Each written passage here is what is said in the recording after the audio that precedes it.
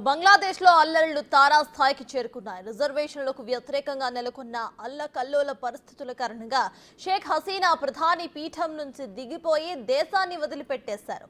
ఆమె రాజీనామా చేయగానే అవామీ లీగ్ మద్దతుదారులను లక్ష్యంగా చేసుకుని అల్లరి మూకలు హింసాకాండకు పాల్పడ్డాయి. ఈ క్రమంలోనే ఓ యువ నేతను దర్శకుడైన అతడి తండ్రిని నిరసనకారులు అతి కిరాతకంగా చంపేశారు. ఈ నటుడు గతంలో హసీనా తండ్రి షేక్ ముజిబుర్ రెహమాన్ బయోపిక్ లో నటించినట్లుగా తెలుస్తోంది.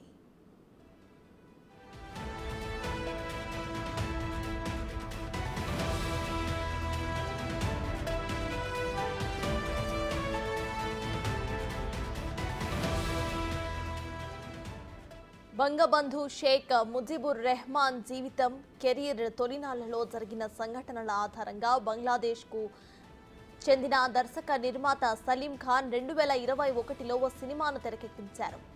తుంగిపరార్ మియాభాయ్ పేరుతో నిర్మించిన సినిమాలో సలీం కుమారుడు నటుడు షాంతో ఖాన్, హసీనా తండ్రి రెహమాన్ చిన్ననాటి పాత్రలో నటించారు. ఆ సినిమాతో షాంతో ఖాన్ కెరియర్ మలుపు తిరిగింది. హసీనా ప్రధాని పదవికి రాజీనామా చేశారన్న వార్త బయటకు రాగానే షాంతో, సలీంను ఆందోళనకారులు లక్ష్యంగా చేసుకున్నారు. విషయం తెలుసుకున్న తండ్రి కుమారులను చాంద్పూర్లోని తమ స్వగ్రామానికి పారిపోయేందుకు ప్రయత్నించారు. మార్గం మధ్యలోనే వీరిని అడ్డుకొని కర్రలతో కొట్టి చంపినట్లుగా స్థానిక పోలీసులు ధృవీకరించారు.